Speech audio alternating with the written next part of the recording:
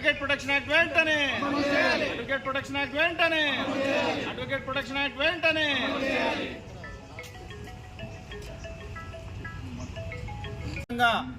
ఎవరైనా అడ్వకేట్ను ముట్టుకోవాలంటే, న్యాయవాది మీద చేయి వేయాలంటే వానికి వణుకు పుట్టేలాగా మరి ఈరోజు ఆ చట్టాన్ని రూపొందించి న్యాయవాదుల రక్షణ కల్పించాలని కోరుతా ఉన్నాం. ఈరోజు ప్రజాస్వామ్య వ్యవస్థ మరి 4 స్తంభాల మీద నడుస్తుందని అంటారు. అందులో ముఖ్య స్తంభం అనేటువంటి న్యాయ వ్యవస్థ. న్యాయ వ్యవస్థలో మరి న్యాయమూర్తులు ఎంత ముఖ్యమో ఈరోజు న్యాయవాదులు కూడా అంతే ముఖ్యం. అలాంటి న్యాయవాదుల మీద ఈ విధంగా దాడి జరుగుతూ ఉంటే, ఒకవేళ నిజంగా న్యాయవాదులందరూ కూడా వద్దు మాకి మరి ఈ చావు బతుకుల మీద మేము ప్రాక్టీస్ చేయలేమని ఒక్కసారి పక్కా జరిగితే న్యాయ వ్యవస్థ కుంటుపడే పరిస్థితి ఉంది.